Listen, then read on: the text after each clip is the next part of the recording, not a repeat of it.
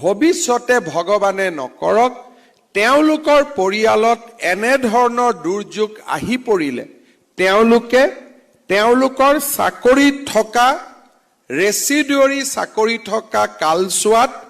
পূৰ্ণ দৰমহা পাব আৰু ৰিটায়াৰমেণ্টৰ পিছতো অৰ্থাৎ যদি কৰ্মচাৰীজন জীয়াই থাকিলহেঁতেন তেওঁৰ যিটো ৰিটায়াৰমেণ্ট হ'ব সেই ৰিটায়াৰমেণ্টৰ পিছতো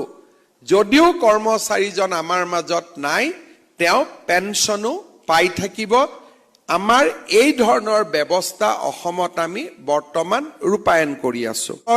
এটা নতুন পদক্ষেপ লৈছে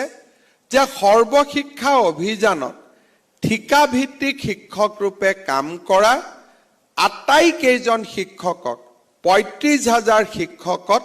অসম চৰকাৰত নিয়মীয়াকৰণ অৰ্থাৎ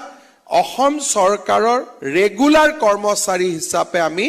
নিযুক্তিৰ বাবে প্ৰক্ৰিয়া আগুৱাই লৈ গৈছো এই ৩৫,০০০ শিক্ষক শিক্ষয়িত্ৰীৰ চাকৰি আমি যেতিয়া নিয়মীয়া কৰিম ভৱিষ্যতে ভগৱানে নকৰক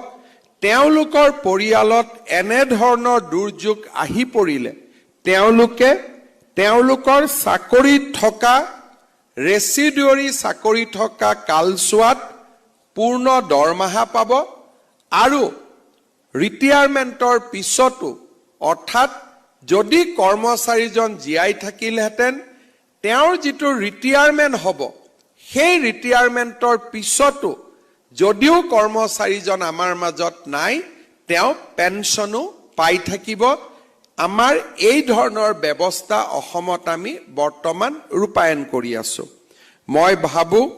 যে এই বছৰৰ পিছত সৰ্বশিক্ষা অভিযানত ঠিকাভিত্তিক শিক্ষক নোহোৱা হ'ব আৰু পৰিয়ালটোৱে এটা সামাজিক সুৰক্ষা বা ছ'চিয়েল সিকিউৰিটি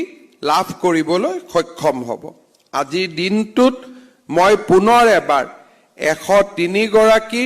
পৰলোকগত কৰ্মচাৰী শিক্ষক শিক্ষয়িত্ৰীৰ পৰিয়াললৈ সমবেদনা জ্ঞাপন কৰিছো